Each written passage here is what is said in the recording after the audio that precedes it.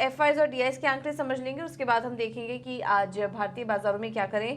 Cash market में FIIs की तरफ से बिकवाली हुई, करीब करीब 6670 करोड़ की बिकवाली देखने को मिली है एफआईआईज की तरफ से। डीआईएस ने कैश मार्केट में खरीदारी की 5929 करोड़ की, तो यहां से सपोर्ट मिल रहा था। इंडेक्स फ्यूचर और इंडेक्स ऑप्शन में भी बिकवाली का ही आंकड़ा है। इंडेक्स ऑप्शन में देखेंगे तो करीब 11962 करोड़ की बिकवाली एफआईआईएस की तरफ से देखने को मिली। तो ये हैं कल के आंकड़े, और एफआईआईएस की तरफ से थोड़े नेगेटिव आंकड़े इस वक्त देखने को मिल रहे हैं। कल बाजार में भी हमने देखा निफ्टी की सपाट क्लोजिंग हुई, हालांकि बैंक निफ्टी से बिल्कुल सपोर्ट नहीं आया, जिसकी वजह से हमने निफ्टी में भी रिकवरी टिक नहीं पाई कल के दिन, और बैंक निफ्टी में भी 264 अंकों की कमजोरी देखने को मिली है। आज निफ्टी की एक्सपायरी होगी, तो आज कौन से लेवल्स इंपॉर्टेंट होंगे, शुरुआत कैसे हो सकती है बाजार की, ये समझ लेते हैं। हमारे साथ निफ्टी और बैंक निफ्टी पर डेटा शेयर करने के लिए डिम्पी कारा फोन लाइन पर जुड़ चुके हैं। डिम्पी, गुड मॉर्निंग, बताइए। ओके, चलिए, उनसे संपर्क नहीं हो पा रहा है, थोड़ा लाइन में दिक्कत है। लेकिन जैसा कि हम बात कर रहे थे कि कल के दिन हमने देखा कि एक निफ्टी की शुरुआत अच्छी हुई, उसके बाद 22,200 के पास चला गया था निफ्टी, अपने निश्चित स्तर पर कारोबार करा था, फिर से एक रिकवरी आई मार्केट में और 22,300 के पार निकलने की कोशिश हुई, लेकिन फिर जो क्लोजिंग हुई वो काफ़ी सपाट हुई और वो रिकवरी टिक नहीं पाई, क्योंकि बैंक निफ्टी से ज़्यादा कुछ सपोर्ट नहीं मिल रहा था। बैंक निफ्टी का एक्सपायरी का भी दिन था, तो बैंक निफ्टी की तरफ से जो सपोर्ट नहीं आया उसका असर हमने देखा निफ्टी में, इस वजह से रिकवरी ज़्यादा कुछ टिक नहीं पाई। हालांकि स्टॉक स्पेसिफिक एक्शन कल के दिन हमने काफ़ी देखा बाजार में, लेकिन क्योंकि बैंक निफ्टी से सपोर्ट नहीं था, इस वजह से निफ्टी भी यहाँ पर नहीं चल पाया और बैंक निफ्टी 264 अंकों की कमजोरी के साथ कल बंद हुआ। अगर आज के डेटा पर नज़र डालें तो बैंक निफ्टी के लिए जो इम्पोर्टेंट रेजिस्टेंस लेवल अब नज़र आ रहे हैं वो है 22,400 से 22,550 का, और अब जो सपोर्ट लेवल निकल कर आ रहे हैं वो 22,200। जब तक 22,200 के ऊपर है तब तक कोई बड़ी गिरावट देखने की उम्मीद नहीं है। उसके बाद जो अगले लेवल नज़र आ रहा है वो 22,000 का है। तो ये इंपॉर्टेंट लेवल्स हैं निफ्टी के लिए आज के लिए। चलिए, डिम्पी हमारे साथ जुड़ चुके हैं फोन लाइन पर। डिम्पी, गुड मॉर्निंग, बताइए कल एफआईआईज और डीआईएस की तरफ से जो डेटा आए हैं उन्हें आपने कैसे एनालिसिस किया, और आज क्योंकि एक्सपायरी का भी दिन है, शुरुआत कैसी हो सकती है, आज कौन से लेवल्स इंपॉर्टेंट होंगे मार्केट के लिए? देखिए, दो इंपॉर्टेंट लेवल मैं आपको एफआईआईज के पॉइंट ऑफ व्यू से बताता हूँ और एक पेपर मैंने आपको नोटिस किया है। उन्होंने कैश में कल माल बेचा करीब 6,000 प्लस करोड़ का। इसके अलावा उनकी 11,000 करोड़ रुपए की ऑप्शन के अंदर भी सेलिंग है। ये उस समय पर सेलिंग हो रही है उनकी जिस समय मार्केट ऑलरेडी थोड़ा करेक्टेड है और उसको एक इमीडिएट सपोर्ट चाहिए। तो आप ये बात समझ लीजिए कि एफआईआईज की सपोर्ट नहीं है बाजार को, ये बहुत क्लियर है। ठीक है, ना वो कैश के जरिए है, ना ही वो ऑप्शन के जरिए है, ना ही वो फ्यूचर्स के जरिए है, ना ही वो नेट लॉन्ग पोजीशन के जरिए है। क्योंकि कल भी उनकी 3% होल्डिंग और घटी है, ये 41% से घटकर 38% हो गई है। कहने का मेरे मतलब है कि बिना एफआईआईज के आप रेजिस्टेंस पार नहीं कर पाएंगे, इसलिए कल आपको मौका भी मिला, आप हरे निशान में आए भी, आपने बहुत मेहनत की, लेकिन एट द वेरी लास्ट आपने निफ्टी ऑलमोस्ट फ्लैट बंद किया और बैंक निफ्टी को लाल निशान में बंद किया। कुल मिला के मार्केट के पास अभी भी स्ट्रॉन्ग हैंड्स की थोड़ी कमी है, ना तो डीआईज है ना ही इस समय एफआईआईज की कोई बड़ी पोजीशंस मार्केट के अंदर आ रही है जिससे कि इंडाइसेस को मैनेज किया जाए या फिर फ्रंट लाइन शेयर्स को देखा जाए। इस पार्ट ऑफ रिलायंस अच्छा चला 1.5-2%। अच्छा, उसके बाद अब आते हैं कि जिनके पास पोजीशंस है वो क्या करें। देखिए, जिनके पास पोजीशंस है उनको हमने 2-3 लेवल्स के स्टॉप लॉस दिए हुए हैं। एक तो ट्रेडिंग स्टॉप लॉस दिया था 22,400 का, वो तो उससे तो फ्री हुए हुए हैं।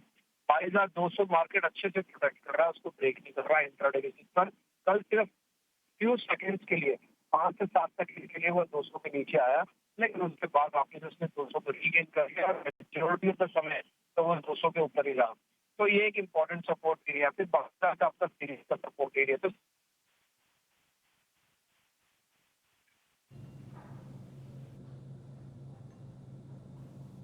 रेजिस्टेंस मार्केट का 400, 550, 650, ये 3 लेवल का रेजिस्टेंस अभी मैं बता रहा। तो जिनके पास पोजीशंस है इन लेवल्स की इंपॉर्टेंस को समझते हुए अपने ट्रेड को अकॉर्डिंगली मैनेज करें। जो नया लेना चाहते हैं, देखिए उनके लिए रिस्क रिवॉर्ड ठीक है, और मुझे हमने कल भी आपके शो में बताया था कि आप खरीद लो अगर आपको 10-20% मिलना है तो कल आपने जब गैप डाउन किया, खरीदा, उसके बाद जब आप ऊपर आए तो आपको एक अच्छा बेनिफिट हुआ इंट्राडे का, ये रिपीट इंट्राडे का।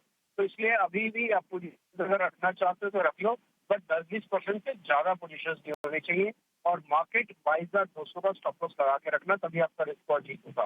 बैंक निफ्टी 48,000 के आसपास है, ये ज्यादा गंभीर स्थिति में है, खराब भी है, प्रॉब्लम भी है इसकी। कल नहीं चलने पर भी इसका पीसीआर ऊपर आ गया, ये जो ओवरसोल्ड की कैटेगरी में था ये फेयर हो गया, यानी कि इसको तोड़ने पे आए तो ये और भी अभी तोड़। तो बैंक निफ्टी ज्यादा क्रिटिकल एरियाज में है इस समय, और मैं बोलूंगा अभी बैंक निफ्टी को कोई हाथ ना लगाए। खासकर जो शॉर्ट करने वाले हैं वो भले एक बार इसमें एक्सपेरिमेंट करें, लेकिन लॉन्ग वाले अभी जल्दी जल्दी इसमें पकड़ ना बनाए। थोड़ा बैंक निफ्टी मुश्किल है अभी काम करना, और जब तक ये अपने फाइनली वापिस 48,500 48,800 को रीगेन नहीं कर लेता, तब तक ये सेल ऑन राइज का ही निफ्टी रहेगा। वैसे ही ऐसा कोई प्रॉब्लम नहीं है, आप ऑप्शन के अंदर ट्रेड कर रहे हैं, इंट्राडे कीजिएगा, प्रीमियम ऊपर नीचे काफी तेजी से होते हैं। 10 शेयर एफ बैंक के अंदर हैं, और एफ की होल्डिंग में ऑलरेडी आपको बता चुका हूँ 38% है। रिटेल के बाद सबसे ज्यादा माल है, 61% लॉन्ग। बहुत बहुत शुक्रिया डिम्पी आपका ये पूरा एनालिसिस करने के लिए। तो एफआई की होल्डिंग कम हुई है, जो कि बाजार को यहाँ से बढ़ने नहीं दे रहा है, और कल के सेशन में हमने देखा भी। लेकिन इंपॉर्टेंट रेंज आपको बता दी गई है, अगर आपके पास पोजीशन है तो अभी आपको क्या करना है ये भी आपको बता दिया गया है। स्टॉप लॉसेस का ध्यान रखिए, थोड़ा वॉलेटाइल रह सकता है, ऑप्शन ट्रेडर्स बाजार में बने रह सकते हैं। चलिए, ये है पूरा एनालिसिस आज के लेवल्स का। लेकिन एक बार बाजार पर एक और रणनीति समझ लेते हैं, और हमारे साथ किया चौकसी सिक्योरिटी से हेमंत कपाड़िया जुड़ चुके हैं। Hemant, thank you so much ET now स्वदेश को समय देने के लिए। बताइए, आप कैसे शुरुआत देख रहे हैं आज बाजार की, और किन शेयरों में ट्रेड करें ये भी बताइए। Very good morning to you, thank you for having me on the show. IT FMCG sectors में रिकवरी दिख रही है, ओवरऑल स्थिति में से एफएमसीजी रिकवर हुआ है, अभी शायद आईटी का टर्न आ रहा है। तो पहला स्टॉक जिसपे इंट्राडे बाय कॉल रहेगा वो है persistent systems. Stock intraday chart पे पॉजिटिव हुआ है, ऑसिलेटर्स का क्रॉसओवर बाय हुआ है, पॉजिटिव डाइवर्जेंस है, स्टॉक बाउंस के मूड में है। 3387 जो क्लोजिंग है उसके आसपास की एंट्री, 3362 का स्टॉप लॉस रहेगा, और 3437 का टारगेट रहेगा। Risk reward ratio 1:2। दूसरा स्टॉक जिस पे बाय कॉल रहेगा वो है जीएनएफसी। जीएनएफसी ने टेक्निकली अपवर्ड की रिवर्सल दिया है डेली चार्ट पे, और इंट्राडे पे वही लॉजिक बन रहा है। एक्चुअली इंडिकेटर्स बाय में आ चुके हैं, एमएसीडी, स्टॉकेस्टिक, आरएसआई वगैरह पॉजिटिव डाइवर्जेंस के बाद। तो यहाँ पे भी कुछ 7 ट्रेडिंग सेशन की गिरावट है, वहां से ये बाउंस देने की तैयारी कर रहा है। तो जीएनएफसी 658 की एंट्री रहेगी, 653 का स्टॉप लॉस रहेगा, और 668 का टारगेट है। Risk reward ratio 1:2 intraday buy call रहेगा। ठीक है, तो ये हैं आज के ट्रेडिंग आइडियाज। जीएनएफसी में तेजी करके चल सकते हैं, और इसके अलावा परसिस्टेंट भी अच्छा लग रहा है। आईटी स्टॉक्स में भी हम अच्छी रिकवरी देख रहे हैं। नजर रखिए परसिस्टेंट सिस्टम पर 3437 के लक्ष्य के लिए, और जीएनएफसी में 668 के लेवल्स देखने को मिल सकते हैं।